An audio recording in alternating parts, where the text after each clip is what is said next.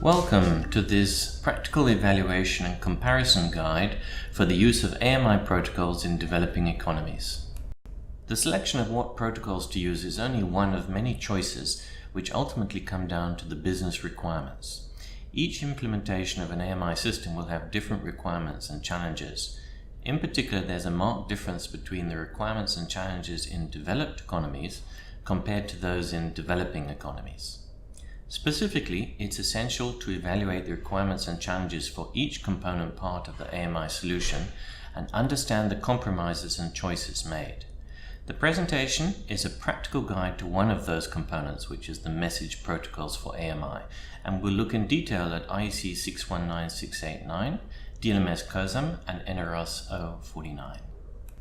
An AMI system comprises many component parts, and consequently the protocols used at the various levels will vary. So the suitability of protocols will vary based on the specific business requirements within each component part of an AMI system. Let's look at a short history of DLMS COSEM and IEC 61968. DLMS COSEM has actually been around a long time and was originally designed to enable field services personnel to interrogate meters. DLMS COSEM allows the field services tool and meter to exchange copies of memory binary objects, emphasis on the word copies. The same methodology has essentially been extended to incorporate the increasingly distributed and complex requirements of utilities. Specifically, I'm referring to the use of DLMS COSEM over extended connections, remote connections, between a head-end system and a meter for AMR and AMI implementations. That is why, for historical reasons, DLMS COSEM does not embody more recent developments in service-orientated interfaces. The types of connections required in an AMI system are becoming increasingly complicated, first of all with many meters needing to be communicated via one head-end system, and now with the use of concentrators as an intermediary device. Looking now at IEC 61968 evolution, it has evolved in part from the ANSI C12 protocol and utilizes the XML-based Common Interface Model, or CIM, which itself makes extensive use of inheritance. 619689 employs a service-oriented interface to exchange data via calls to services, and the emphasis here is on the word exchange.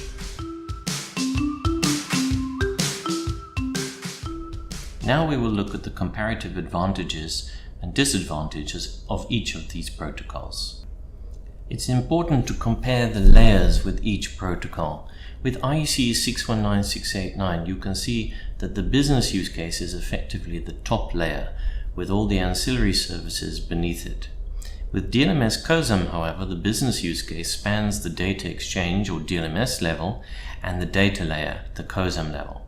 So the clear differentiator here is that the implementation of business use cases is easier using a service-oriented interface such as IEC 619689.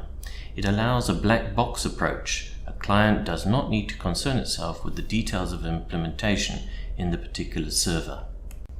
It is also instructive to compare the number of steps, communication messages basically, that are required to complete a particular business use case. So for example, with IEC 619689, an on-demand read simply requires a request and a response, whereas in DLMS COSEM this can involve many steps. So the clear differentiator here is that a service-oriented interface requires fewer steps to complete a business use case. That is to say, 619689 is chunky and DLMS COSEM is chatty. The essential consideration is that the more steps there are to a distributed process, the more possible exception outcomes can occur. In other words, the business use case is not completed, and this is very impactful with intermittent communication infrastructure such as will be found in developing economies. The compactness of the protocol messages is also a very important consideration. Basically, shorter is better. So while the self-descriptive nature of XML is useful, it's also very verbose. The clear differentiator here is then that the binary data exchange of DLMS COSEM is more compact than the service-oriented architecture of the IEC 619689. The data structures of a protocol are a very important aspect. IEC 619689 uses the SIM classes. It's UML-based and makes extensive use of inheritance to avoid duplication. Data is exchanged via XML message web services, and data attributes are identified by standardized MRID, which is a long 15-digit number separated by decimal points. COSEM also uses classes identified by standardized OBIS codes. The classes have general methods and attributes, and you can even define your own classes and attributes. Data is exchanged via writing into the common memory of the other party, specifically the meter. Finally, we're going to have a look at cohesion and how it pertains to these different protocols. The degree of cohesion indicates the interdependence between components. Generally, less cohesion is preferable in order to prevent a change in one component from affecting another. The degree of cohesion in a service-oriented interface is significantly reduced because the interface represents a binding contract between the two components. Each component is expected to fulfill its obligations without any involvement from the other party. So if one were to choose the ideal protocol, it would need to be service-oriented with low cohesion, compact messages, and few steps involved to complete a business use case. And probably most important of all, tolerant of poor communication infrastructure that will be found in developing economies.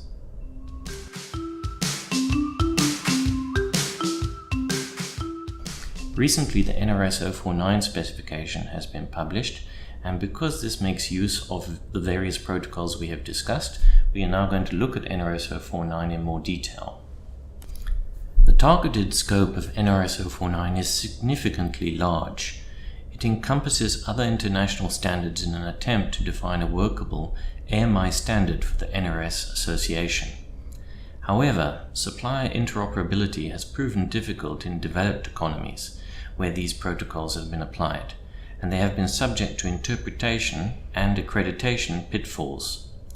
The evolution and deprecation of communication, connectivity, and consumer participation technologies happens much faster these days than the traditional lifespan of meters, and this in turn influences the applicable lifespan of a specification, which must adapt to such rapid evolution.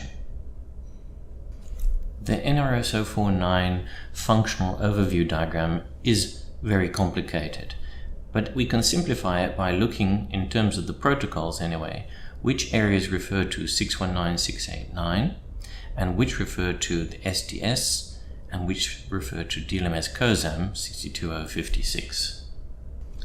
So essentially, it is proposed in NRS049 that IEC 619689 is used to communicate between the Enterprise Resource Planning System and head-end systems for the exchange of readings, controls, queries, and configuration information. It is also proposed that DLMS COSEM is used from the head-end system to communicate with meters and concentrators.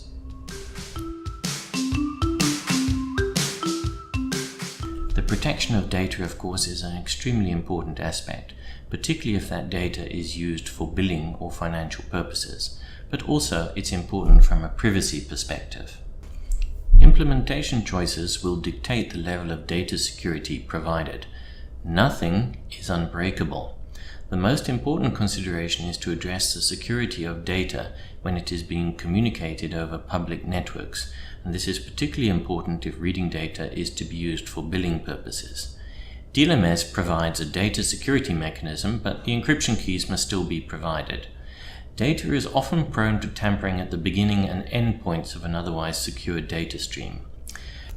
The trend these days is to use advanced encryption standard AES-128, and it's a popular symmetrical encryption algorithm approved by the NIST and commonly used in embedded systems. This, in conjunction with the Transport Layer Security, TLS, provides extensions like the pre-shared keys mechanism and is a good option in AMI to accommodate constrained devices with limited processing power and memory.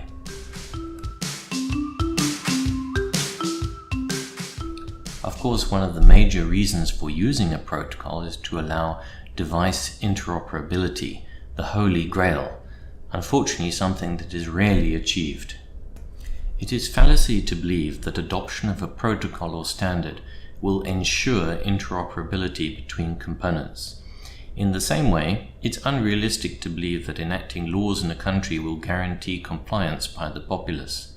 Standards, protocols, they become so complex that few people have a genuine understanding of them, even amongst the suppliers. The main reason for this is that a standard is open to considerable interpretation and varying implementation choices. In the same way, one musician may perform a melody differently to another, even though the sheets of music have the same notes. Because of the increasing complexity, it is our belief that the current emphasis on trying to standardize implementation in order to control outcomes is misguided. Instead, utility should focus on the desired business outcomes. Interoperability will always come at a cost in terms of flexibility, complexity, and money.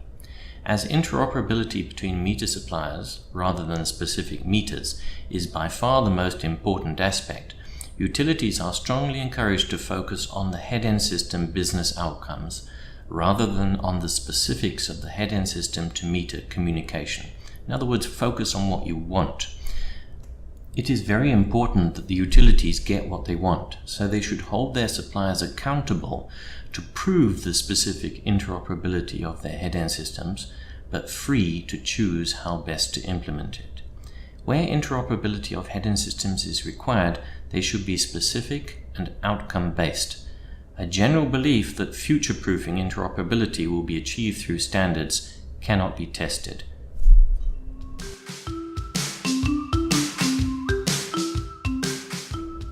We've now come to the end of this presentation, so let's have a quick summary of what has been discussed. In summary, business requirements must drive protocol choices at all component levels of an AMI system. The original purposes of DLMS COSEM and IEC 61968 are quite different. Comparisons can be made in terms of layers, steps, compactness, data structure, and cohesion, and the ideal attributes identified. NRS049 was briefly discussed, particularly with reference to the above protocols. Data security trends were examined, and the challenges of interoperability were covered. It was postulated that protocols will not guarantee interoperability. Thanks for watching.